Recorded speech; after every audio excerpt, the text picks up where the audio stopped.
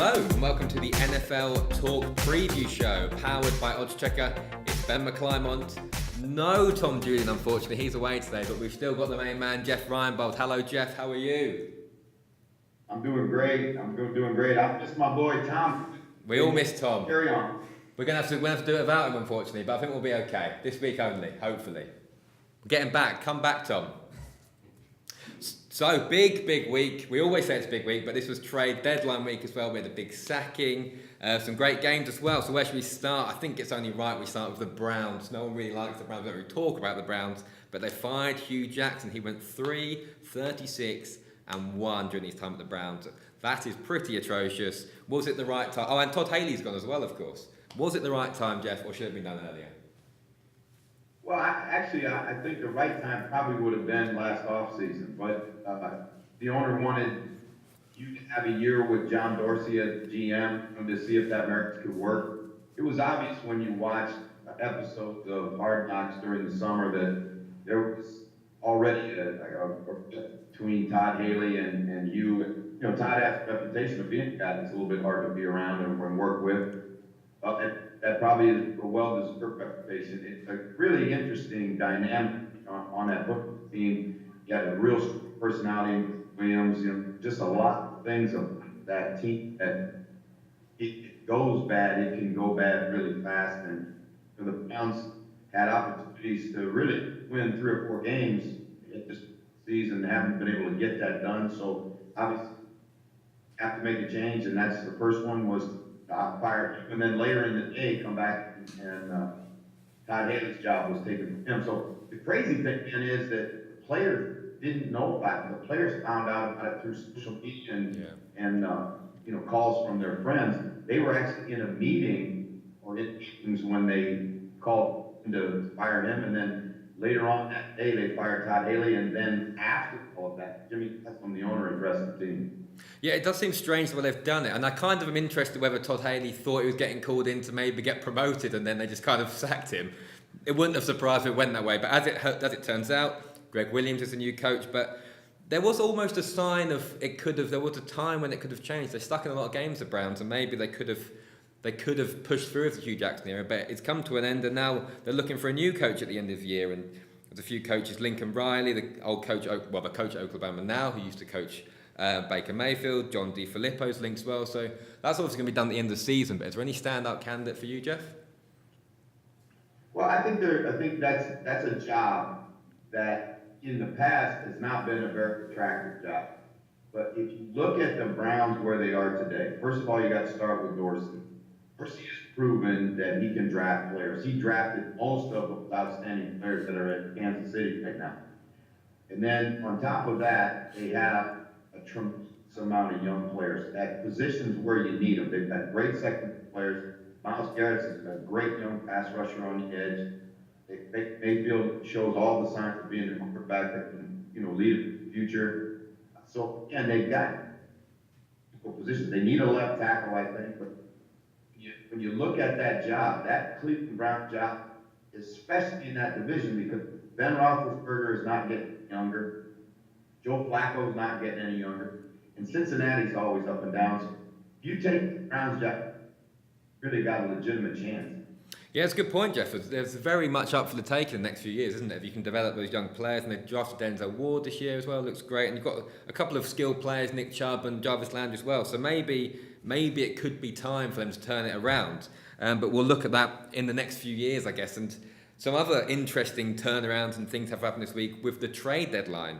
Some big trades that we'll start going through. I'll start with you, Jeff. Who is your takeaway? Who's the biggest trade that just happened last week? Well, I think that it's interesting in the trades that Clinton Dix is, you're talking about a Pro Bowl level safety who's young, and to trade him was surprising to me for Green Bay. And I think that really is a trade that's going to help Washington. He solidify an already good defense, and if you're Washington, if you can just get a little better in that division, you got a chance to win the division. So I think that puts the Redskins in the driver's seat in the NFC East. And you look at the other trades, Detroit let Golden Tate go for a third-round draft choice in Philadelphia. Philadelphia feels the same way. They need juice in their offense. Golden Tate is that. He's the guy with tremendous ball in his hands in the open field. He will give that receiving core some big play potential. And I think that's a positive trade for the Eagles, the third-round pick. And then Demaryius Thomas going to Houston. You know, Houston lost Will Fuller last week, and Will Fuller was a big part of that offense. So they were down one receiver. I think that's a trade that's good for both teams because the Broncos get younger. It gives Cortland Sutton, who is a tremendous young player, an opportunity to get more touches and more targets. And Emmanuel Sanders has shown that he's capable of being the number one now. So you and for Houston, you get a veteran, and they're dogfight for the division championship, and they need veteran players and veteran leadership. And Demaryius Thomas has proven that he's one of the top receivers in the National Football League. So again, I think those trades all were win-wins.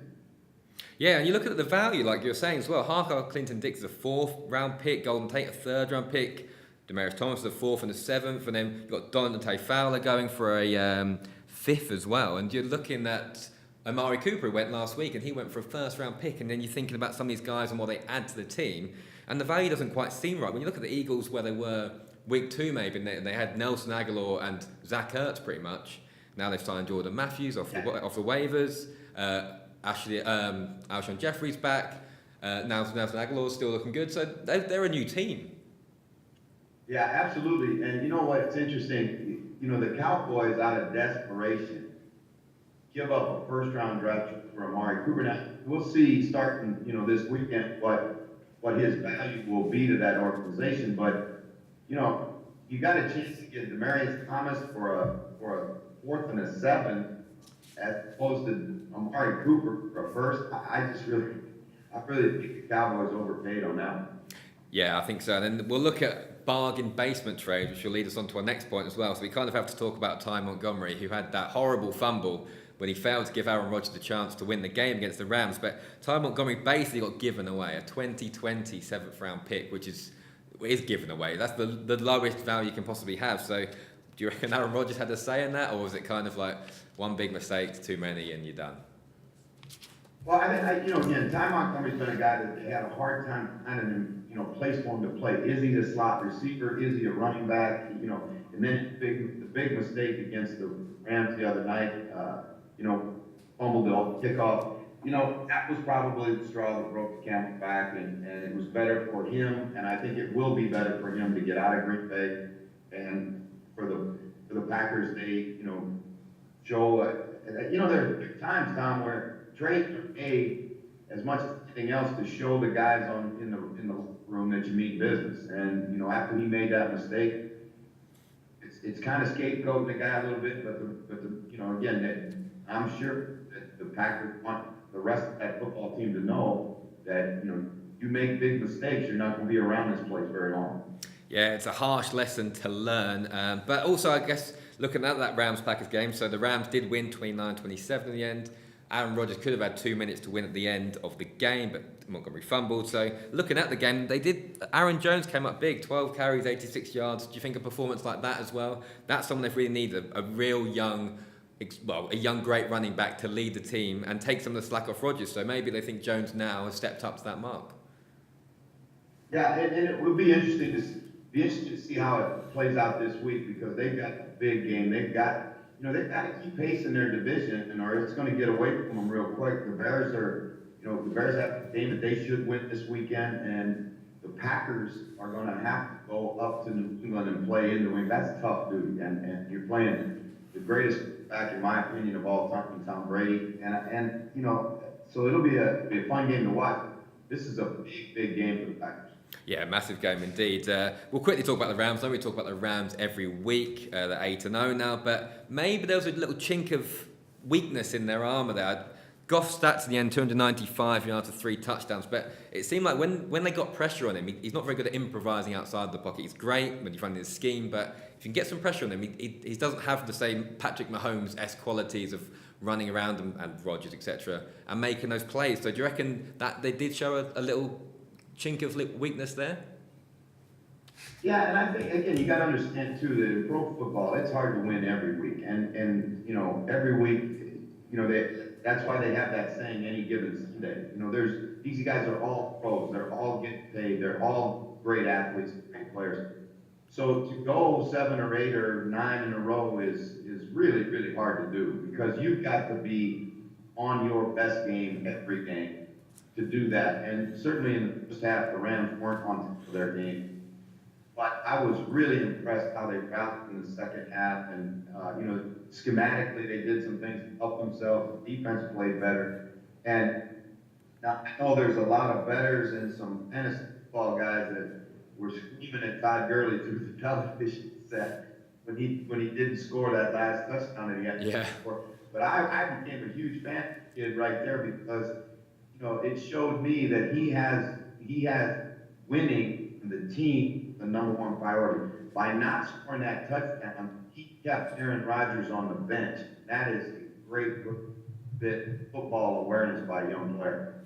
Yeah, and we've talked about this throughout the season, haven't we? Learning to win, and the Rams they know how to win. That was a key point in the game where they, rather than for his own glory, he touched the ball down 5 yards from the goal line and they ran the clock out. So the Rams know how to win. And we'll move on to the London International Week. And it was the last weekend this week of the games in London. We had the Jags losing 18 points to 24 against the Philadelphia Eagles. And I think this played out exactly how you said it would play out, to be honest, Jeff. And we were talking about last week. The Eagles kind of comfortable in the end, and they just pushed out the Jags. Yeah, you know, the Jags, to me, are the biggest disappointment of this football season. I thought coming off the year that they had last year and draft, all the things they did in the offseason, that this was the team that was ready to ascend to, you know, Super Bowl caliber team. And, you know, it's just unwrapped on them terribly. You know, that everything seems to go wrong. There's infighting in the locker room. They go over to London. You get all kinds of guys out at night, 2 nights you're supposed to play, which is, if you talk to sport physiologists, that it's not the night before the game that your sleep is the most important. It's 2 nights before. And what in the heck are those guys doing out in the clubs? You know, again, that tells me that that's a team that's not very focused and doesn't have big leadership inside, because it wasn't just a couple guys, it was a number of guys that were out that late. And really, again, in a game that have to win, right? That basically was a must-win game, because I think, frankly, you can stick a fork in the Jaguars, but they're done. Yeah, I agree now as well, because the Colts look good in that division. The Texans have run away with it. It kind of looks like it's got away from the Jaguars, but the Eagles, on the other hand, really climb back in. They've got to 4-4. They're back to 500. Like we were saying with the Golden Tate trade, Josh Adams, a rookie, had 9 carries for 61 yards this game as well. So suddenly it looks like they've got a real good set of weapons around Carson Wentz. The defense is starting to step up. We've talked about how much talent they've got. So Eagles in that division, they're chasing down the Redskins now. Do you think they'll catch them? Is it Eagles division now for the winning? Well, I think right now the Redskins, Washington has the advantage, because I think they've made themselves significantly better when they brought in Conklin. It's been amazing to me just how much tread Adrian Peterson still has for those tires. I mean, he's still playing at a very, very high level. The offensive line playing extremely well. And, you know, our buddy Jimmy Tomsula has done a phenomenal job at defensive front, because they are, you know, they play really good backs in the last month. They haven't given up a 100-yard game. So I think it's the Redskins to lose, but if they're going to lose it to anybody forward, it's probably going to be the Eagles. Yeah, it looks like it might be that way, and especially what we were talking about earlier on in the season. Winter football's coming as well. It gets cold in Washington, and when they're not giving up 100-yard rushes and they've got Adrian Peterson going full pelt, then that is a dangerous combination.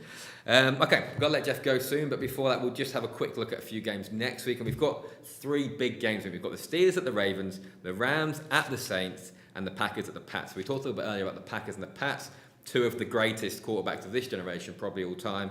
Steelers, Ravens, Rams, Saints, they're 2 great games as well, Jeff. Have you got any thoughts about those 2?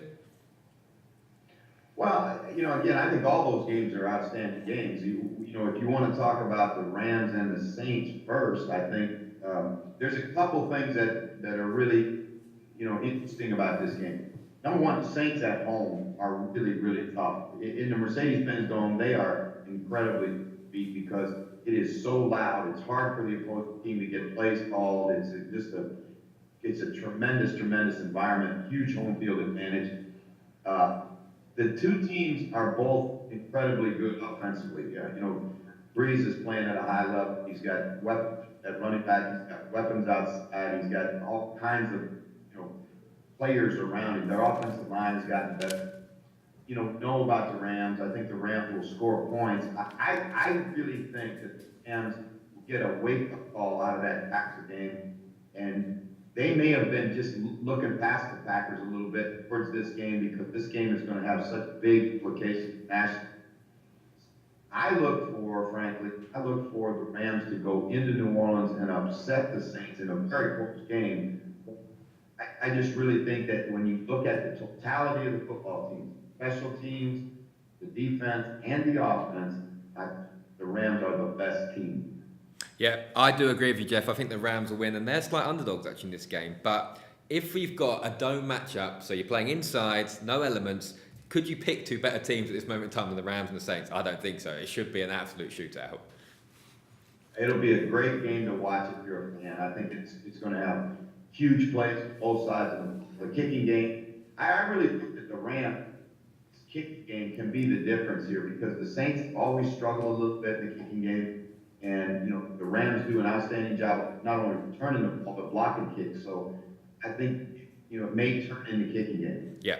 And we've talked about this before. We've talked about offense and defensive games. So you've got an absolute offensive matchup of two Titan teams at the moment, and then you've got the Steelers at the Ravens, which historically is an absolute, as we like to say, Jeff, it's a bruise bowl. It's an absolute bruise bowl, and anything can happen in this game. It's going to be outside, it's going to be cold, and they're just going to run all over each other. I think this is going to be a great game as well. Yeah, I tell you what, Benny, this is an interesting one to me because this is a rival game, a huge, huge hatred game. And, the Ravens players will tell you, you're not a Raven until you beat the Steelers. And I think that the Steelers feel about the same way about the Ravens. Now, football teams, the Ravens are kind of hit and miss. They kind of go all over the place. They'll play really, really well one game, and then they won't play well the next game. It appears to me like the Steelers are headed in the right direction. I didn't like them the first 3 weeks of the season. I thought that Tom messing around in the defense. You could see that they weren't sure of what they wanted to be. He kind of wants to be his own team. That's never been their identity. And in the last couple of weeks, I see that defense starting to morph into being more of a blitzing kind of, we got to go back to the Blitzburg days in Pittsburgh. That's who the Steelers are. And that's, the way that organization was built. That's the identity that they have. And again, I think that Tomlin now has stepped back and the defensive coaches take it, and you see they have got great players deep into it. Watt, Chickalo, they got all kinds of guys that can rush the passer. I think they'll make it really, really tough on Flacco. And again, Joe's starting to play in the back end for him, so they took Art Burns out. I think that helps them. I'm going to take the Steelers because I think Big Ben is the better of the two quarterbacks. I think the Steelers have more weapons. Schuster, Brown, and again, our guy, that running back now. Yeah, James Conner looks great, doesn't he? Special. He's special. Quick question about the Ravens, actually. Joe Flacco's been struggling the last few weeks. Do you think Lamar Jackson could genuinely come in before the end of the season? Well, I think you're going to see more packages of Lamar Jackson in there, but let's make no mistake about it. Lamar Jackson's not a finished quarterback by any stretch of imagination. What he can do is come in packages, give you athleticism, force the defense to work on things that they don't normally work on. All the RPO games, the quarterback sweep, the quarterback counter, the sprint out game, all of those things. But for him to win in a big play NFL game, I just don't think he's ready for that now. Because here's the thing, Tom, you and Benny got to understand it that we're in a league that if you win from the pocket, it's hard to win. And I think Dak Prescott's found that out. You're not dynamic from the pocket, you're not accurate from the pocket, they're going to stop your running game. And when they do, you have to be able to deliver. And I think right now, Flacco getting their best chance. I think Lamar Jackson is the future guy, talent. I don't think he's ready right now to be a starter. No, and Flacco's not doing enough damage to that team either. He's still pushing the team down the field, so I don't think there's any danger of that. Okay, we're going to let Jeff go. So before we let Jeff go, I'm going to quickly throw my neck out on the block, and I'm going to take these 3 games and go Steelers, Rams, Patriots. You agreeing with that, Jeff? Absolutely. I think you picked 3 winners right there. Yeah, I think we've picked 3 winners as well. So lovely. Thank you very much. Thank you very much, Jeff. Good luck for the last couple of games of the season now. Playoff time is looming. Hopefully it all goes well. Have you got high hopes? We got one more game. We'll play at home here Saturday, and then the playoffs. Hamilton on the road, and my man Ric Flair is going to be. No way. I may have to wrestle him. We may have to throw down at the 55 mark. Me and Ric Flair. Oh, Jeff, get a wig as well. If you win that game, get the wig out. Get you and Ric Flair there together. Let's do this. Woo! Woo! Okay, thank you very much, Jeff. We'll see you next week, and we'll see you over in London very shortly. Goodbye. All right, look forward to it. Thanks again to Jeff Reinebold there, a man who is in hot form at the moment, but will hopefully, well, not hopefully be with us too soon because we want him to do well back in Canada, but he'll most likely be over the next few weeks, and that'd be great to see him. Also, stick around for the 4 previews as well throughout the weekend. We've previewed the 4 biggest games, ones that are on Sky Sports this weekend, and hopefully we've got some good odds for you because we're doing all right at the moment, we'd like to say. Me and Tom, if you put £20 on each one of our bets that we give you on these little 1-minute previews, you'd be £472.20 up. So we don't think that's too bad. I think we've got a few good ones for you this weekend as well. So yeah, this is all for us this week. We'll be back next week. Check out and retweet all of the content that we provide on Twitter, and we'll see you soon. Good luck.